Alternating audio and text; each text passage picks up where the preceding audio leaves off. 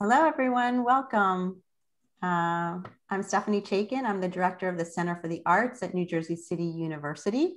And tonight, welcome to our public meeting of the Arts Trust Fund discussions.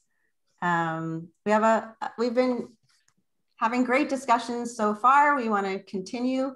And so with us tonight, we have Christine Goodman, the director of the Jersey City Office of Cultural Affairs, Councilwoman Mira Prince Ari, and Heather Werfel Sandler, chair of the Jersey City Arts Council, McAdam Smith, executive director of the Jersey City Arts Council. And I think a few more people will be joining us, but let's start. Christine. Thanks, Stephanie, and thanks NJCU for making these conversations possible. And of course, thank you to everyone in the arts community for coming out and taking the time on this beautiful spring evening to talk about arts policy. I think that we have made a lot of headway and it's an important conversation.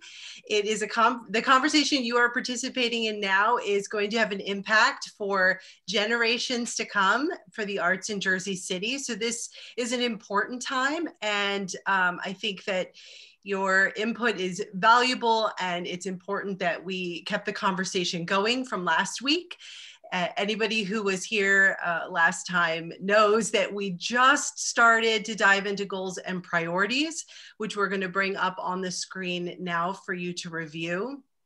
When we started at 7, it looked like our numbers for the meeting tonight were a little small. So we were thinking we would start with an open full group conversation before we break into nonprofit, arts business, and individual artist categories. Now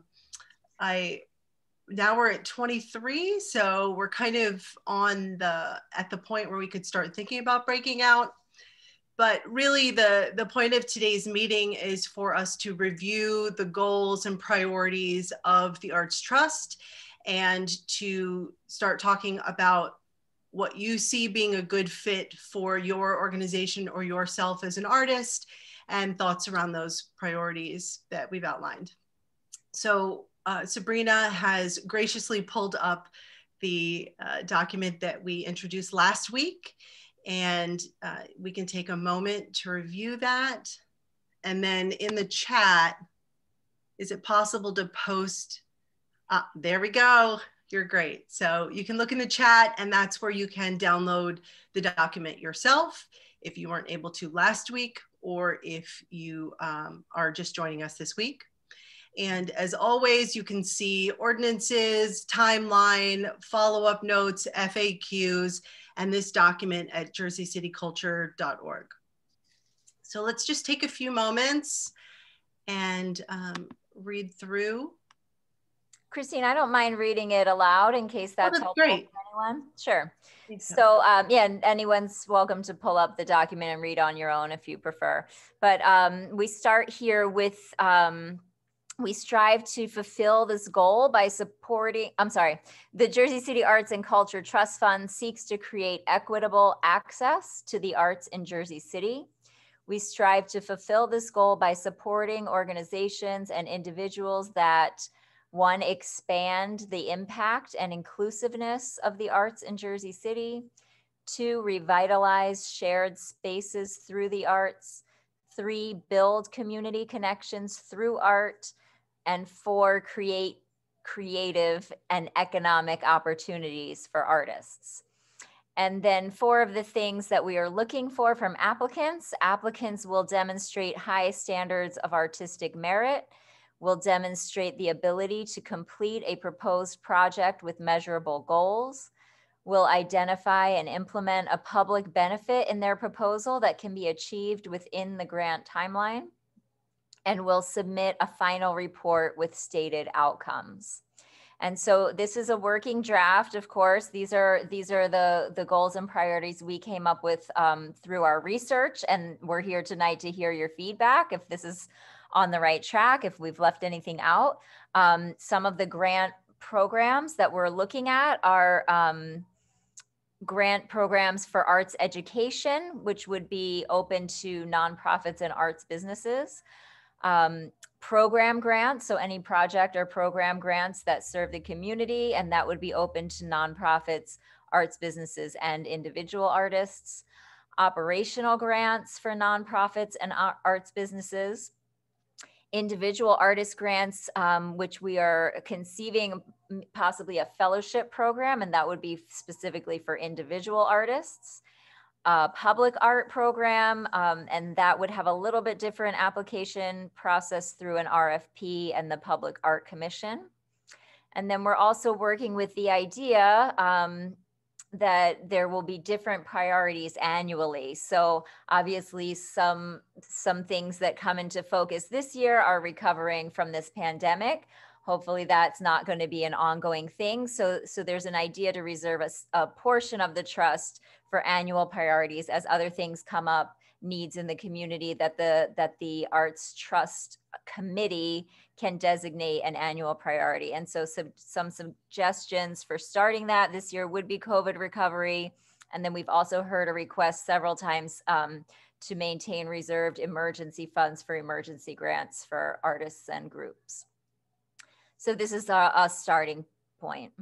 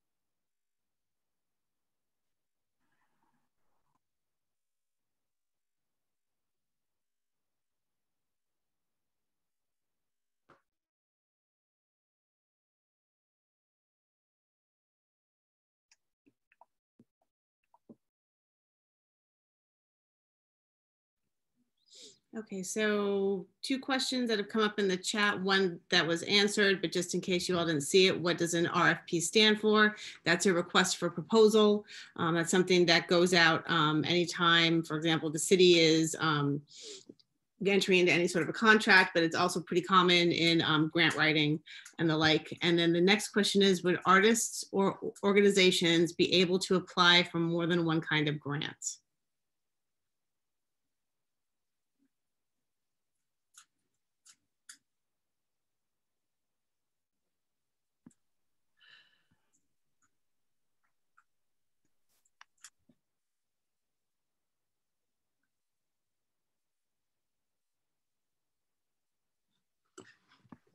So Caitlin, you had posed a question. Do you want to, for part of this open discussion, talk a little more about artists that operate in different spheres and what you mean by that? We can all get on the same page about the question you're posing. Hey, Christine, thanks. Sure. So I know, for myself personally, but also a lot of the artists that I work with in town kind of operate inside of our ecosystem in a couple different ways. So I'm wondering so when I'm talking about different spheres, it's like, just to use myself as an example, like I'm a choreographer. Maybe I want to propose some kind of project related to my dance company, but also I run Smush. And I'm wondering if the proposals are distinct, if we can be applying for like under these different kind of headings within the same grant cycle, or if there's going to be some kind of restriction on like the people who are involved, which like, I think New Music USA does a thing where it's like, you can only be on a couple of proposals or applications inside of a cycle, no matter what different roles you occupy in them. I don't know, is that any clearer, Christine? My brain's a little mushy, but. Yeah, absolutely. I think, it's helpful for us all to kind of, put this out there and talk through it and hash through it. I guess my follow-up question would be, do you see, would your dance project be under a dance company, which is a different entity than a grant that you would be applying for under SMUSH. Yeah, right? I'm thinking of them as like if they were totally separate. Mm-hmm. Yeah, or even like, you know, I have like, I'm doing air quotes, you can't see me because I didn't prepare my face for Zoom tonight, but like, you know, my company is like me and my dancers, but there's not a legal entity. So it's more me coming as an independent artist, but I present as Caitlin Halpern and dancers because that's kind of how my little slice of the dance world works with these tiny dance companies. So that would be like individual artist as opposed to the organization that I run. And other people who are, of course, I'm using myself as an example, but like, you know, I think they're broad applications for this question. Yeah, that's helpful to drill into for sure. And, you know, we can look into the language that New Music also uses for the limit on people involved. That's an interesting point. Yeah, I just didn't know if that was something that was kind of like meant to go here, or if we want to just talk about like what's actually on the page, but it's just a thought. Yeah.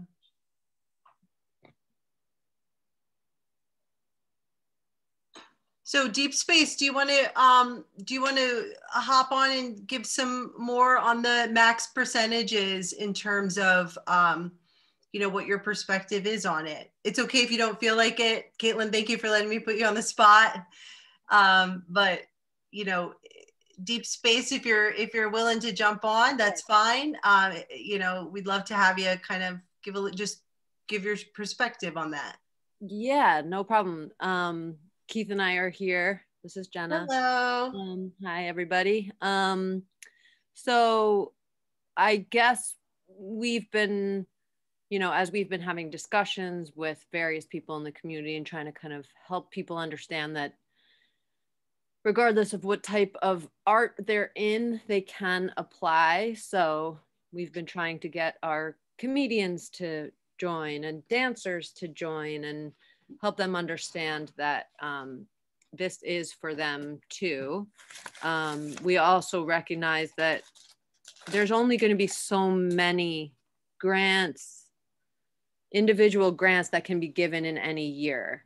So when I see this breakdown of arts education program grant, operating grant, individual artist grant, public art, and annual priorities, like I start to think, are we going to be trying to divide percentages equally between these? Because that just is what seems fair or logical, when that might not be what the need is. So I have this kind of concern around kind of chopping it up too much so that it ends up being not very significant amount financially to actually really have an impact. Like the idea is that these grants would have a significant impact for those who receive it. And so that's where, yeah, just do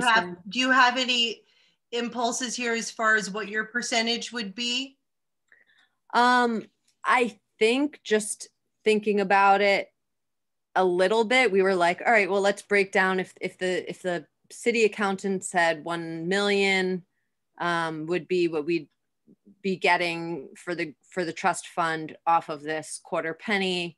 And if 5% of that is 50,000, then maybe 2%, that's 20,000. Maybe that would be a maximum grant per individual, but that would be max. Like how many grants then would we be able to give out?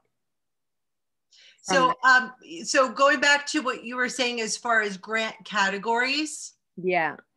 So, you know, let's put it out there.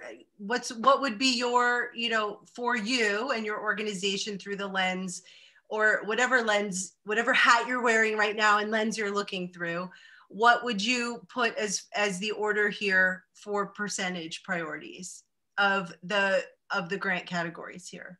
Like which one should get the most the top percentages. Well, yeah, let's go back to the question, max percentages. Okay, so I guess the starting point on that would be, what do you think would get the max percentage? Or Right. what do you feel we should be looking at if the concern is there would be this would be chopped up in a way that would put a lot of weight on a category where there wouldn't be the most need? Right. So maybe we don't have the answers, but yeah. Yeah, I think I'm not sure. I'm thinking that maybe a business or an organization would perhaps need more funding than an individual, but that might not be the case if they're looking to do a big public art sculpture that's going to be expensive materials, and it really would depend. I guess my leaning, I see Caitlin wrote, do I mean max percentage per category or per individual? I mean max percentage per organization or individual. Like, okay, what is the most that any single entity, whether you're an individual or an organization or a company, can get from this grant? Because that is then going to determine how many grants can be put out. Okay. How many different I understand your I hear what you're saying now. Yeah. Yeah, and I guess I have this, I don't know if we're right about this, but my general feeling is that everything falls under operational funding, really, whether it's a program or it's public art or it's an individual artist. Like, ultimately, to do a program, you need operational funds to make the program happen. So I'm just kind of, and I know some people feel differently about this, but I'm generally like, why not just have operational funding be the big overarching category, and then based on the applications that come in, because if the job is done that should be, that hopefully everybody here will like help to do, is to get the word out that people should apply. The need for what types of grants will come from what applications are submitted, whether they're for people want to put a program together, people want to do public art, people just need rent paid because they want to open another space. It's to start up an art program. It's for comics to start a comedy venue. It's for, whatever it is. It's whatever the applications that come in, and they could all fall under operational.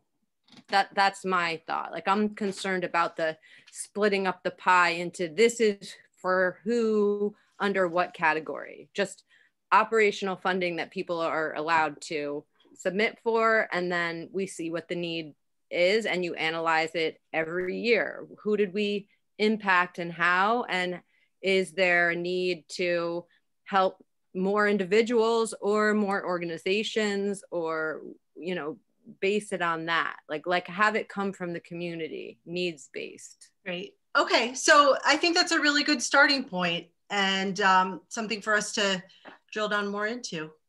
I just want to, before I see other hands up, so I want to move on, but just to that, and again, these are all conversations that are in the making, and that's why we're here talking with you guys. But one of the Arts Council's advisory board members, who we've been consulting a lot, who actually worked on building the new Music USA granting program, did make the suggestion that in the first year we do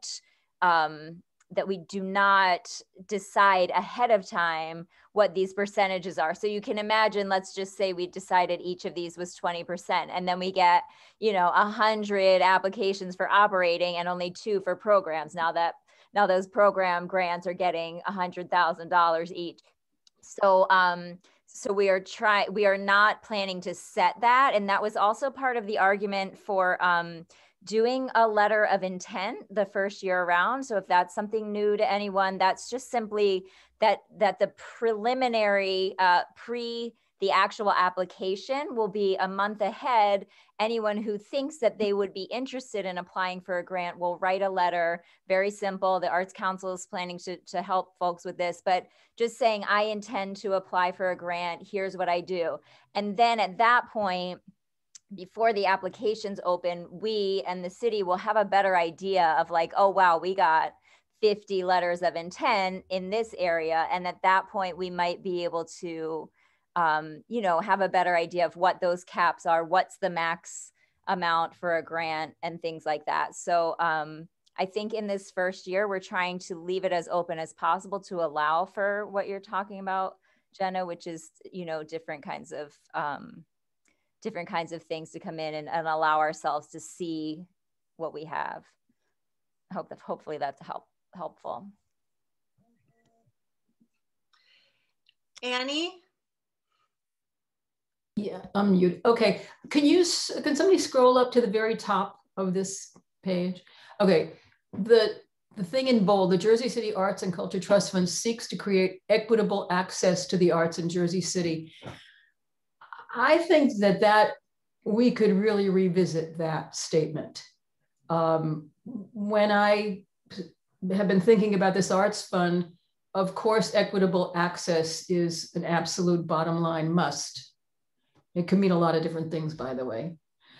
But I thought the fund was I just jotted down a couple of words, to create a robust and sustainable arts presence with equitable access in Jersey City, something like that. The purpose of the fund is not to create equitable access. We get about equitable access, but each point of access is tiny. What we want is to create a robust and sustainable art presence. And if that top line is supposed to be our major mission thing, it seems inadequate to me.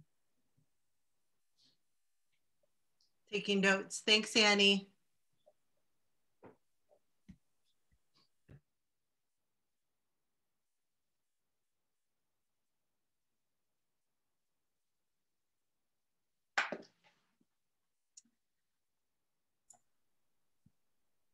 We have another hand up. It is from Aurora Diaz. I'm going to ask you to unmute now, Aurora. Hi, everybody. I just kind of wanted to give my 2 cents of what Smush and Deep Space were talking about breakdown numbers. I think it's easy to talk about what the future holds for this trust fund. But the thing is that artists right now are in a really big crossroads. We are not really understanding how we can sustain ourselves post-COVID, which makes this whole trust fund a bit more interesting, because when this fund starts going into an action, it's in an era where a lot of artists are kind of still reeling from the situation, and they're trying to figure out how they're going to come through with the post-COVID. So let's say in the first year, it might be a really big chunk of operations will be the application, but then in the next few years, it will change very drastically, because a lot of artists are changing very drastically right now. So it makes it kind of interesting that we're kind of setting the rules of and establishing of something of this, especially when we're still artists and creativity and just the arts in general are in a really big gray area. And it will change within the next 2 to 3 years once that starts opening up again, including Broadway, including the dance places, including the galleries. Once everything starts going into full capacity, this fund will serve a lot more different and look a lot more different to artists.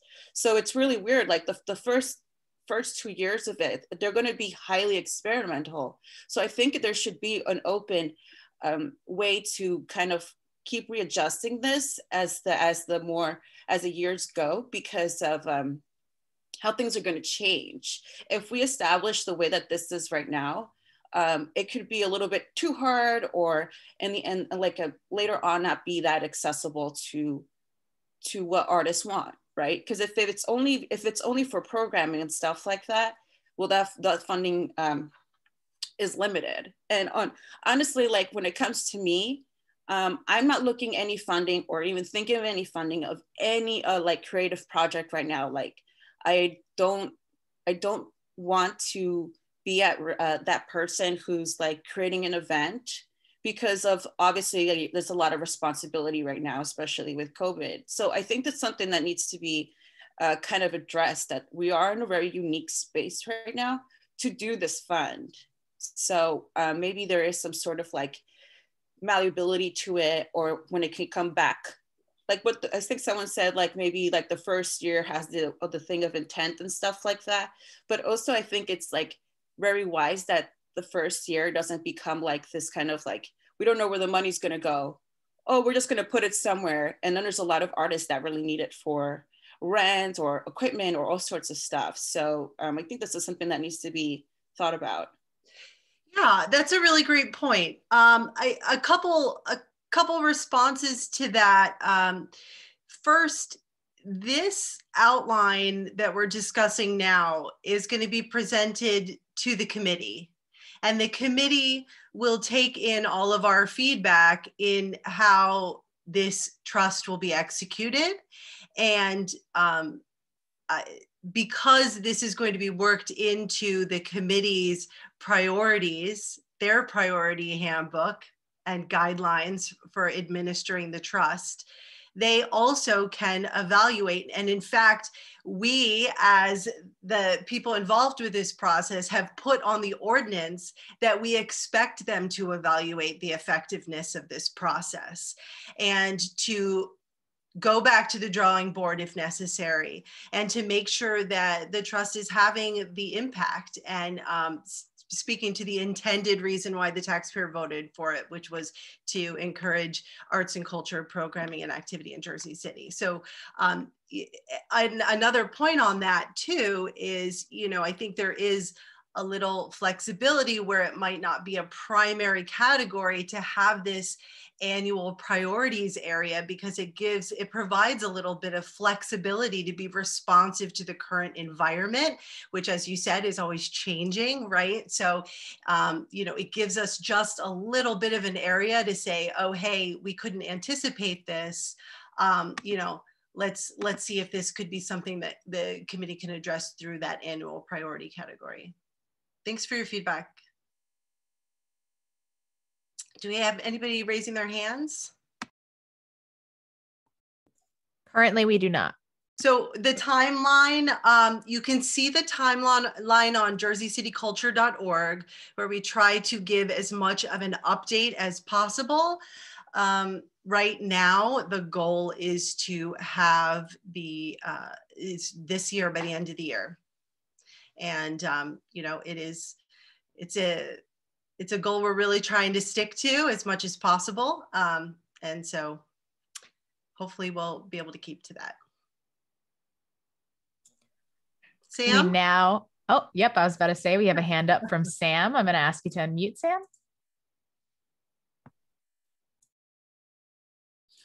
Hi, everybody. Yeah, so just thinking through it's great to hear all the different perspectives on this. You know, one thing that I would like to make sure gets vocalized, because we are in a space right here, a room that is, I believe, I was looking through all the attendees. I don't know everybody on it, but most people I know, and that's because most of the people that are in this session are people who are members of the arts community. So these are all, you know, whether they're representing arts groups, whether they are individual artists themselves, whether they are people representing art galleries. It's all people that are within a certain world in Jersey City, which can sometimes seem like a big world, sometimes seem like it is our world, because for a lot of us, it is. It's like what we really dedicate ourselves to and spend, you know, 24 hours a day living within. But it's important to keep, you know, front of mind here that this group that is on this call right now is a minutely small fraction of Jersey City. And although we, there's people in this call who are people that are going to be delivering the arts to the Jersey City community, and who have been very dedicated, made a huge impact on the arts sector in Jersey City. There's nobody on this call right now that represents the young people in the public schools who will be recipients of arts programming. There's nobody on this call right now that is representing the public that has no real connection to the arts, but if there were arts available to them, could be really meaningfully impacted. We're talking within a largely cloistered sector here, space. And so as a result of that, the voices that are advocating for certain priorities within this are going to call out louder than the voices that are not present here. And so I want to speak on behalf of, and this is echoing a bit Annie's point about the importance of using the Arts and Culture Trust Fund to really expand the capacity of our city to serve the arts to the people that live here, and especially to the people that are underserved by the arts. So I think, we can all agree that coming out of the pandemic, the arts are going to be a really critical driver of bringing social, emotional welfare to our young people, to stimulating the economy, to bringing economic activity back to different neighborhoods in Jersey City.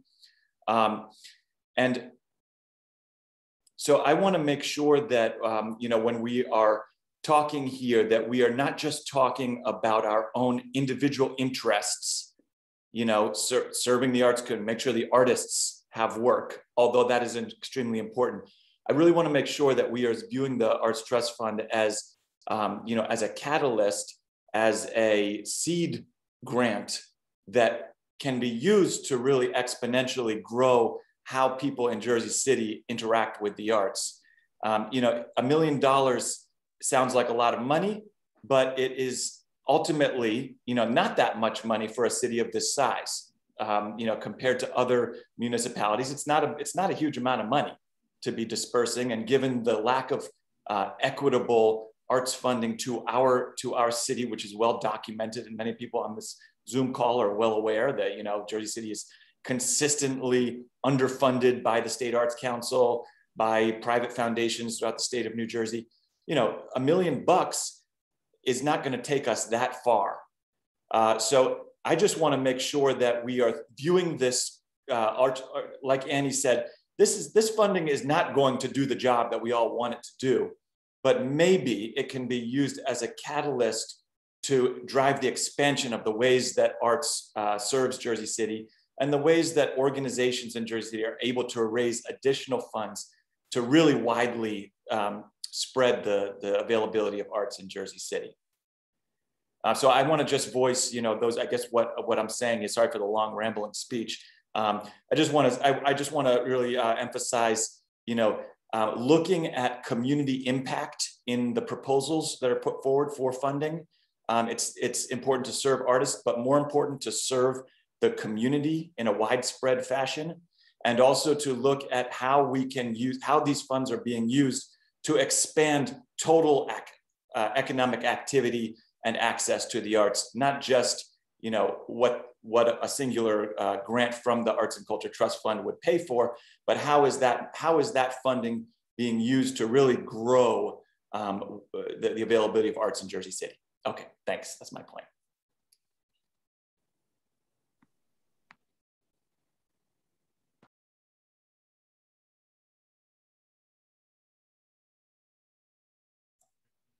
All right, thank you, Sam. We have a hand up again from Aurora. I'm going to ask you to unmute. I just kind of want to touch up on Samuel's comments. First, there's a lot of people in this, even though people here are all considered artists, it doesn't mean that we share the same type of class or the same kind of money. me personally, I'm a working class brown woman, and so is my entire family. When you come over, it's not a very art metropolis or anything like that.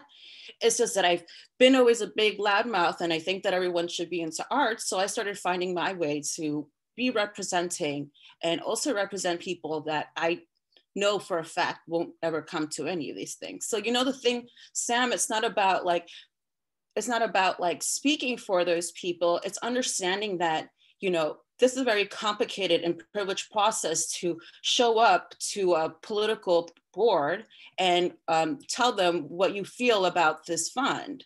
It's a lot more different, you know, than what you do every single day. That's where you have to spread your information of what you know from this fund.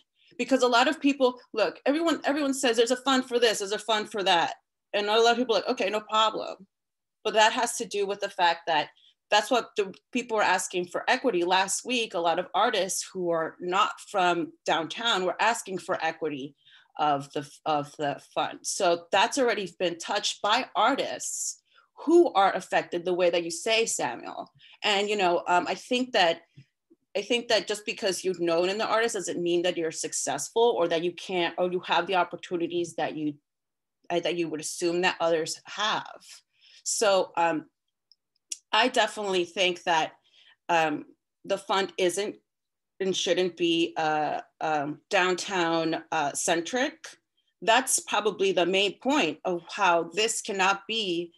If once the fund becomes downtown centric, it's no longer Jersey City's. Because knowing what Jersey City is that everything that goes into downtown doesn't go anywhere else, including the funding. And that's a big frequent thing, no matter what the government says. But, you know, it's easy to say here, we're the people that represent the other people, but we are here and we have been active in this. And that doesn't mean that we don't know any teachers that teach in Jersey City. I know a ton of teachers that do in Jersey City. And not just that, but artists who are working class artists do a ton of education.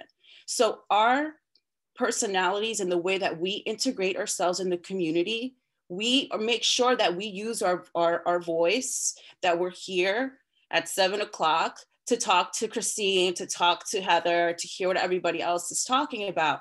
So I can go and relay all that message to all the other artists that I know, which are artists that have never been in this and will never show up because they don't want to, they don't feel trusted. It takes a lot.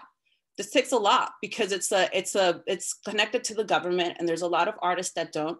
Black artists don't trust the government. Immigrant artists don't trust the government. Trans artists don't trust the government because the way that the government looks at these identities. So, you know, I get adding for inclusion, but understand that sometimes these people don't want to be included because they don't want to be seen. So we can have these people as props and end up exposing them for a way just so this fund can be better. I just wanted to make sure to put out there that there is people that are representing that and properly representing it, and as well as helping them out. I don't want it to always be like, let's think about everybody else, when there is somebody here that's thinking about everybody else. And I have been working towards that. And I understand why those people won't want to be included in this. So I as my skilled person, as my own person, I want to learn everything about this so I can tell people, yo, don't feel sad, don't feel regret. You're gonna get that $1,000 if you go for the fund. I think it's a lot more easier to speak it out right now than be about it. So I just wanted to say that. Thank you.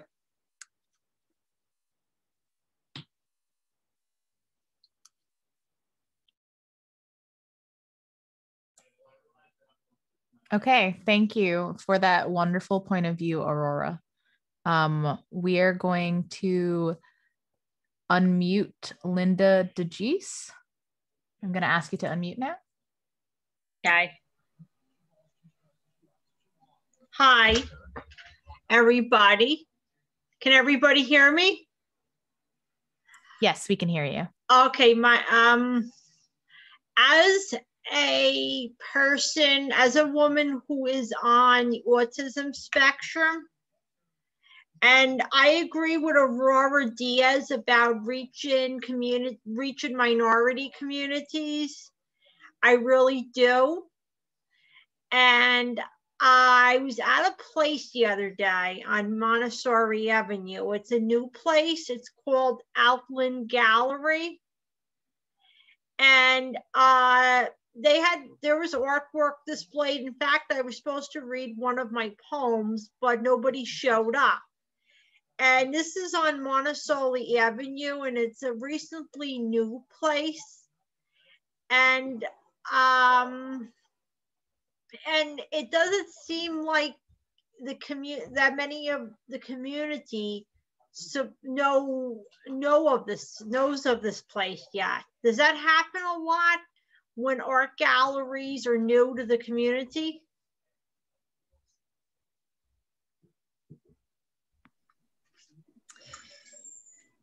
Sure, and I put this to anybody who would like to help get the word out about this space that Linda is mentioning. Do you want to say the name again, Linda? It's called Outland Gallery. There's a gentleman who owns it. His name is Charlie. I met him the other day. I could ask him if he'd like to be involved in this, in the arts community, and ask him if he'd like to be if he'd like to get involved.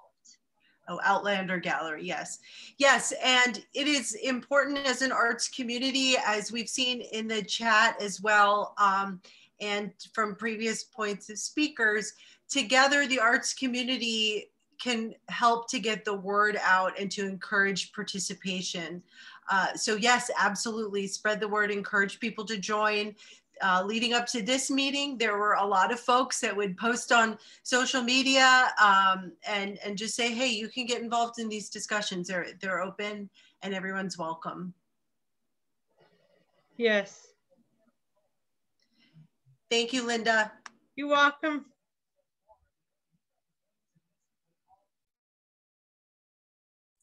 All right, we have a hand up from Jay LaRock. I'm going to ask you to unmute now. Hello, I'm Jay LaRock. That's like my artist name, so I just use that name. I just want to appreciate everyone speaking, Aurora too for speaking, because it's true. Like when people were spreading this this meeting, I was like, do I belong there? I don't know if like I'm allowed to go in this meeting. So like until Deep Space, actually 3 of my artist friends, G.I. Jane from CUDA, Deep Space, and another friend all messaged me and letting me know like, you gotta attend this meeting. And then I felt like, yeah, I should attend this. Like, why shouldn't I? And there's a lot of people out there that are doubting this. So I spoke to my comedian friend, and he does a lot of events in Jersey City. And I told him like, yo, you know what's going on, right? Like, I'm sorry, I got to speak my way of speaking. I was like, yo, there's cheddar coming to Jersey City. Like these artists need this, and then he just kind of like brushed it off and didn't really, he didn't think like it was a real thing, So I think it's very important that we spread the word and tell people that this is available, and the more voices that are involved, the more that, like you guys have mentioned, like it will expand and it will become better, and it's important. There's so many comedians in Jersey City. There's so much musicians in Jersey City. There's graph artists and a lot of hip hop, and these things need to be I would like to see an even display of all types of art in Jersey City. And I just wanted to say that, and I really appreciate it, and I'm learning so much. And my name is Jay LaRock, and I'm done speaking.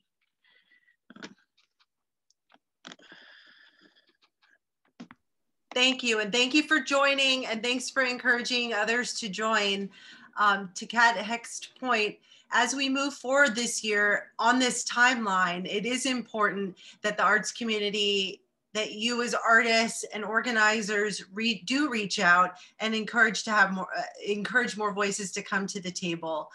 And this is also going to be very important when the grant applications are released. As Heather mentioned, there's going to be a lot of opportunity for guided prep sessions around this, information sessions, but really we want to make sure that we're getting to everybody who could apply. And that means it's going to be a coordinated effort on behalf of all of us. I'd like to just initiate some input in the chat, because we take these afterwards, which is, you know, if these were the grant programs, which of these seems best suited to anyone here based on what you're working on now or what you see yourself working on in the next year? If you could just let us know in the chat, you know, which one of these programs you could see yourself applying for, that would give us a little bit of information too.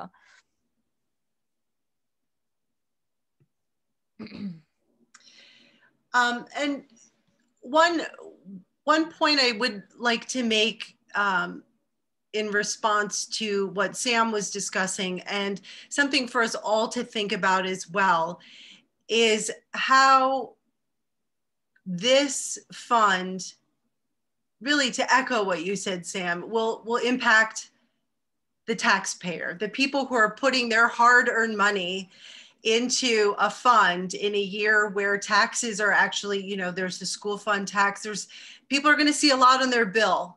And I think the reality is people are going to want to know, well, how does this help me? How does this help me as a resident in Jersey City that now has to, you know, add these lines to my tax bill and fork over more money for the arts? I would like to see that. I'd like to see how that's implemented in my community. So for individual artists, for organizations, for operational support, I'd like to pose the question. So how would you, for the applicant's will here, how would you communicate the public benefit for the grant that you received? How would you put that into words, whether it's operational support or a program support individual artists? What would be the public benefit of what you would propose? It's okay if nobody wants to take a crack at it, but. You're also welcome to type in the chat if you're more comfortable.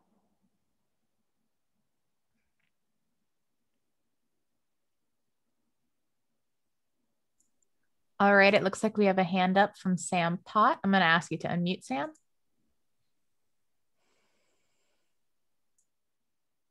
In response to Christine's question about what are some potential ways to, you know, articulate what the benefit to the public is of funding grants that artists or artist groups receive. What I'm wondering is maybe that is actually, I'm just kind of thinking here that might be something that the Jersey City Arts Council could potentially play a role in. I know that, you know, there's been some comments in the chat about reporting requirements, which of course, you know, require a lot of work, and they require staff time, and you know, they sometimes are one of the barriers to receiving a grant, is that there's a lot of reporting requirements around it. At the same time, of course, the reporting is what holds the grant recipient you know, accountable for utilizing the grant funds for their intended use, and you know, really demonstrating that there was a public benefit or some type of actual impact of these funds that were received. But I'm wondering, you know, in the past at Nimbus, we have relied on outside organizations to help assist us with evaluation of grants. And I'm wondering maybe there is an opportunity there for an outside group, whether it's the Jersey City Arts Council or local universities, to play a role with really assessing how the money is making an impact.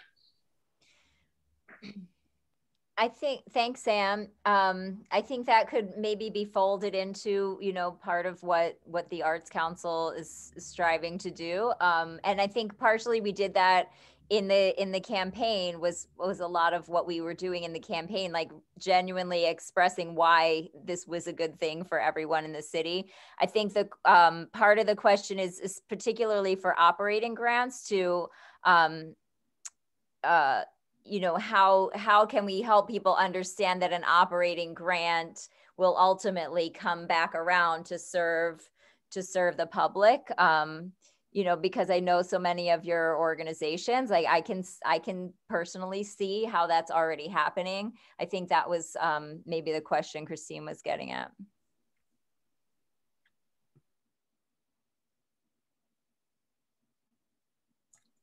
All right, it looks like we have a hand up from Robinson. I'm going to ask you to unmute.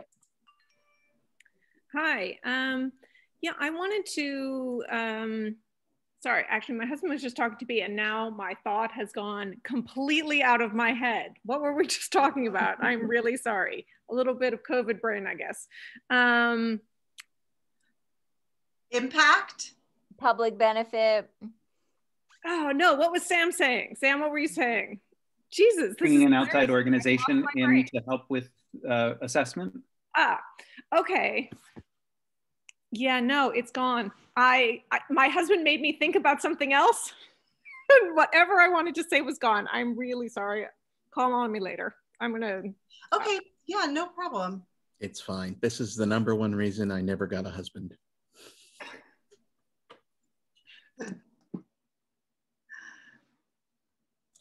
All right, we have a hand up from Gretchen. I'm going to ask you to unmute, Gretchen. Hi, thank you all for having this space. I think that one of the ways in which we can explain how operating, I'm going to hone in on that part of the question from my point of view with my role as the Deputy Director of the Art Fair, of Art Fair 14C. And I think that I understand where, like, the point of how do we say to the community, or how do we justify, because the taxpayer, like all of us must feel like with a lot of our taxes in Jersey City, like, well, where does it go? What happens to it? You know, why should I keep supporting this? How do I know what's happening? I think one of the things that you'll naturally see is a growth in an already kind of thriving area. I know we're quoted as a thriving art scene, but people need to feel that. And I think a lot of that might come down to a real big outreach program. And this might be where the Jersey City Arts Council also expands its operations in terms of the ways it's marketing or giving out all of the information associated with programming's growth, upcoming events surrounding people that have received money from the operating funds. Maybe something like a monthly or weekly Instagram highlight about like your funded endeavor today, or like your funded thing. So people are constantly aware of the different ways in which their money is making a difference. That doesn't just come down to like jargony reports that people have to like go and look on a government website to see what's happening, right? Like give that news to them, find the avenues to like say, we supported this comedian, we helped the operating budget for a new residency at XYZ. And by we, I mean the Arts Fund. You know, this Arts Fund is doing this, and this, and show through visual media, through email blasts, all of the programming that's going to be happening year round. I think that's a way that the taxpayers can feel like on a rolling basis what's happening, you know, that it's not this end of the year report, it's not something they have to dredge through, it's not one calendar they have to come to. But yeah, those are just some of my thoughts around that idea. How do you bring the information to the public about all of the wonderful ways this is being spent, whether to help people live, thrive, grow, do better art, be better artists, et cetera, et cetera.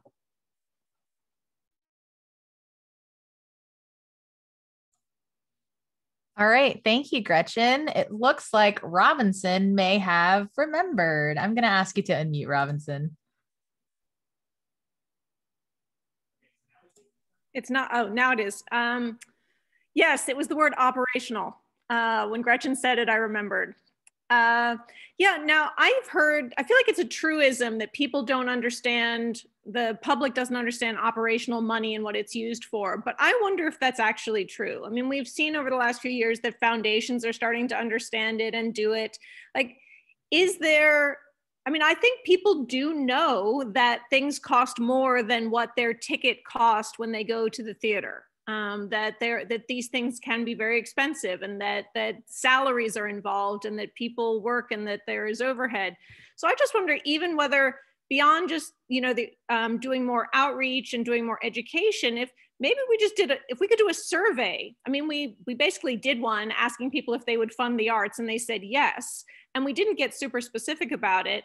Like, I don't know how much pushback there would be. I mean, maybe Mira gets a lot of constituents who do give pushback, but would there really be a lot of pushback if there was a lot of operational money? Because I think we all know, like, nobody got into the arts for the money. We want to create things. We want to serve audiences. We want to participate in the arts.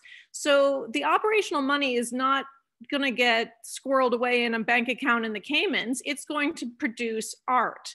And I suppose if suddenly bad things start happening with operational money down the line, it can be reassessed. But that to me just feels like the easiest way to ensure that there is more art.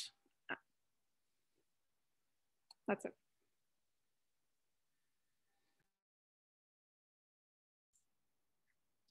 All right. Thank you, Robinson. We have a hand up from Brian. I'm going to ask you to unmute. Hello, can you all hear me?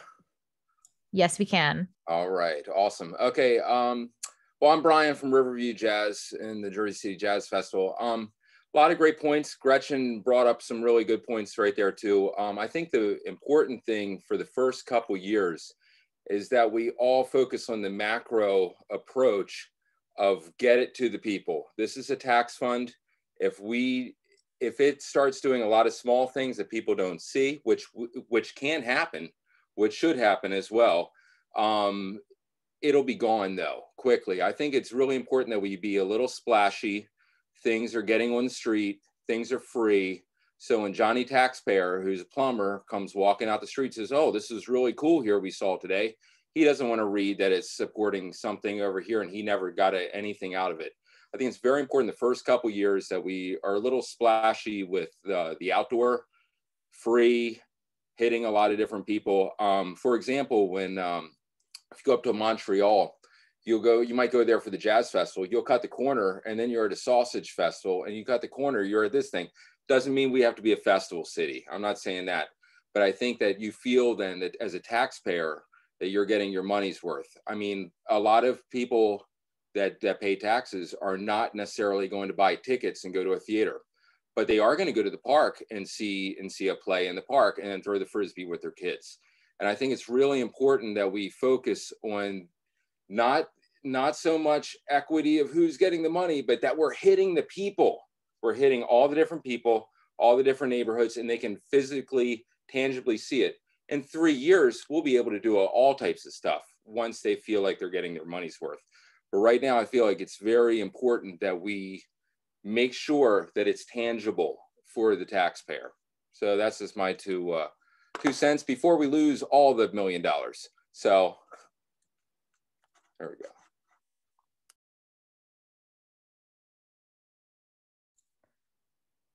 Okay, thank you, Brian. We have a hand up from Jersey City Theater Center. I'm going to ask you to unmute now.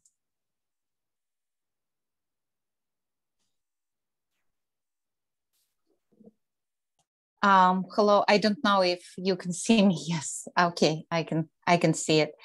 Hello, my name is Olga Levina. I'm artistic director of Jersey City Theater Center, and I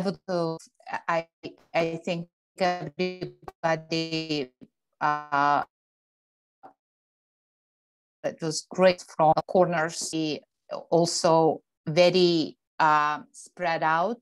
And I believe that uniting people of different diverse backgrounds is very important through the arts, and serving, even doesn't matter, artists or organizations, serving all different communities equally is what we also have to put on a map. Like, how do we achieve that? how do we unite all different communities, because it's very difficult for people who live in Greenville or in Heights to come at night and participate in programs downtown. And what can we do, and what kind of program we can establish to make sure that we unite the city and serve all different parts of the city equally. I think it will be also very important with this grant. Of course, giving free events, it's all great, but we truly have a lot of also problems, social, in terms of social justice in the city, and city known for shootings, and it's really not a great way to bring up children when they know that there's a way for them.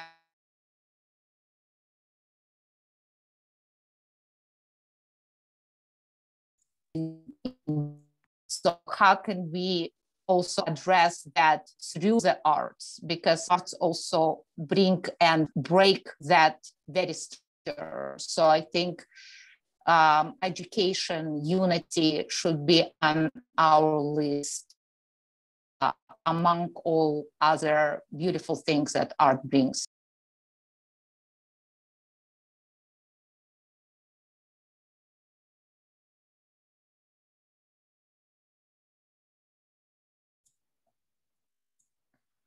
Okay, thank you, Olga.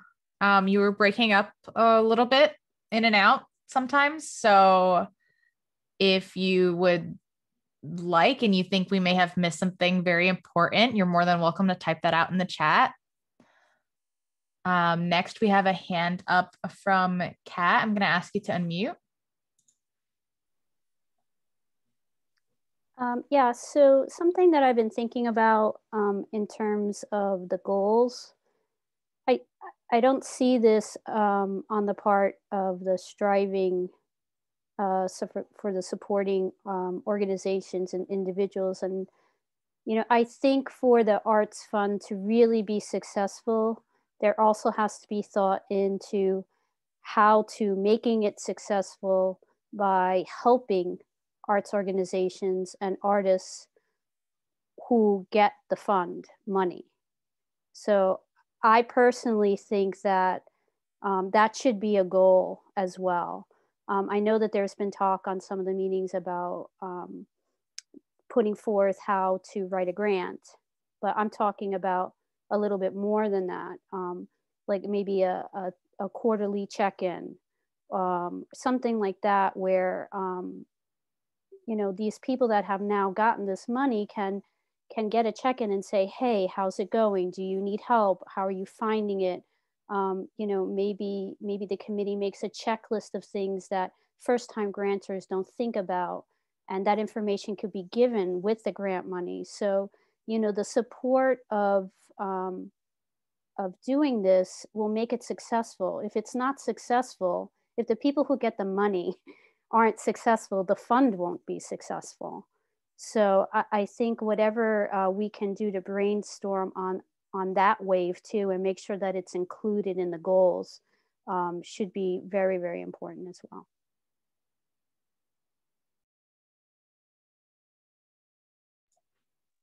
Okay, thank you, Kat. Now we have a hand up from Linda. I'm going to ask you to unmute, Linda. Hi, I hope you don't mind. I just posted information for any artists who are interested in being part of the Jersey City Arts and Culture Trust Fund, and those who could benefit from the, grants, nonprofits, arts organizations, and arts businesses, and individual artists. And I mentioned, and I hope it's okay, for them to contact the Culture Affairs Office in Jersey City. Is that okay? Yep. Okay. Definitely. Thanks, Linda.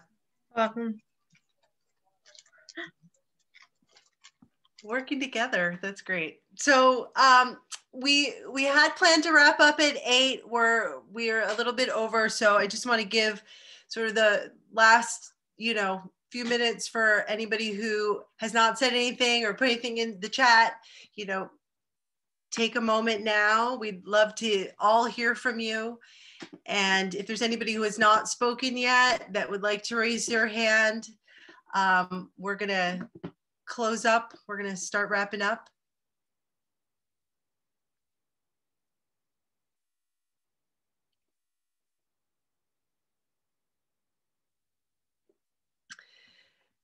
Well, again, this is a great process, and I know it is not easy to step into a room with government, with the Arts Council.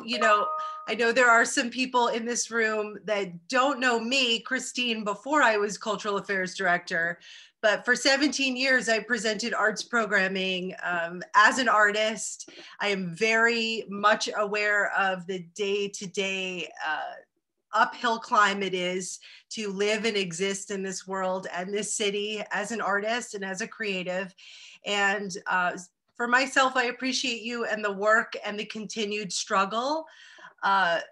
Over the past 20 years that I've been here in Jersey City, I have seen what it's like to have government that's not supportive of the arts, to not be heard, to not have a space, to not have meetings like this to talk about what you want to see in your own future as artists and organizations that do the hard work every day and are committed to getting up and putting one foot in front of the other and creating the work, especially when you see your city changing every single day. I can absolutely relate to that. And I also know that it takes a tremendous amount of commitment and courage to keep coming back to these meetings.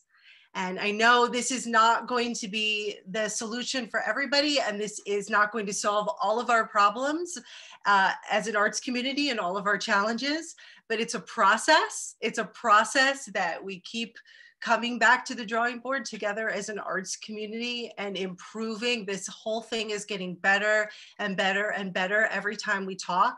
I've also seen what it's like to have a disconnected arts community, an arts community that does not speak up for itself or champion for itself, that does not come together as a one voice to move forward these things that are so important, that are crucial to a healthy city, to a city that we all want to live in and that we want to see our children grow up in. So thank you. Really, seriously, sincerely, thank you. cgoodman@jcnj is my email. And, we're here to continue this discussion and to keep this moving forward. And if you have any questions along the way, please feel free to reach out. Okay. I do try my best to, walk this line, of cultural affairs, government, of arts community, nonprofits, individual artists.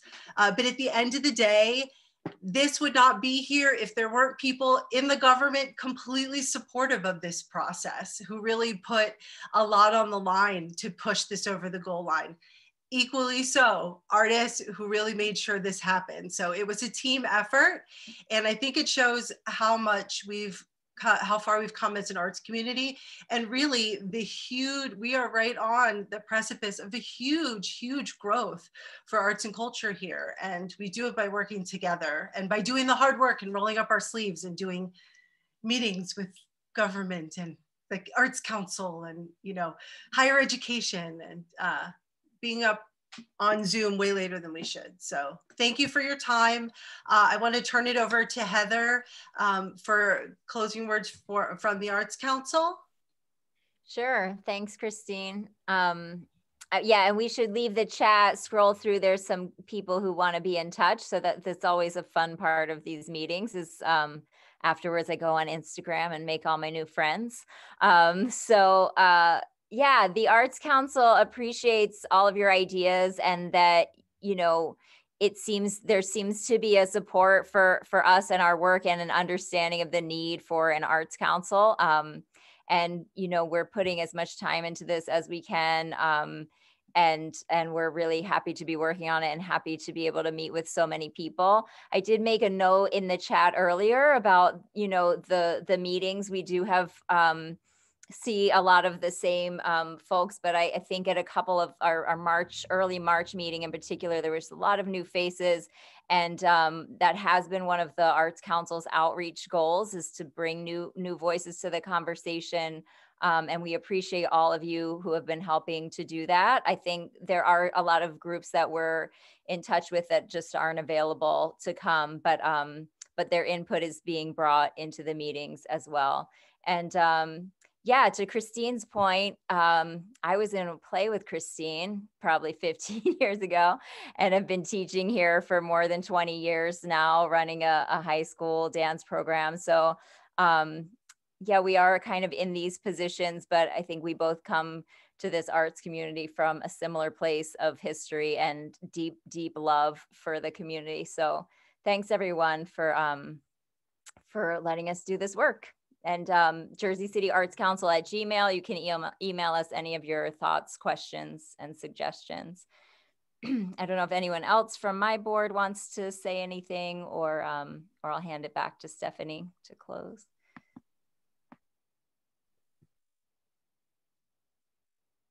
Anyone else?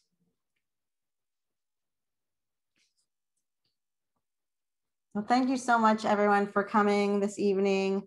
Heather and Christine, Vernon Richardson has been here. So you are being heard on all levels. Councilwoman Mira Prince Airy, McAdam Smith, everyone else on the board of the Arts Council. And thank you to Justin Tinker, NJCU Technical Director, and Sabrina Sabalo, our box office manager and Zoom maven. Yeah, this is a great conversation, effective conversation, powerful conversation that's moving us all forward. So thank you all for being here. Stay tuned, njcu.edu/arts for upcoming meetings, and the Arts Council website and the city's website. We will be having more. So with that, I think we'll keep the chat open for 2 minutes, and then hope you have a great evening. And this is recorded, so if anyone needs to watch it that hasn't been here, you can tell people about it. And McAdam wants to say something. Oh, no, just goodbye. Waiting. Just waiting to say goodbye. All right, thanks everyone.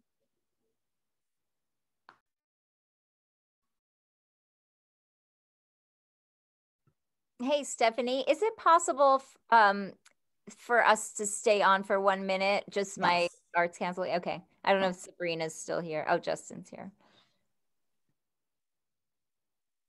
We'll stay open for another 5-10 minutes. What do you need? Yeah.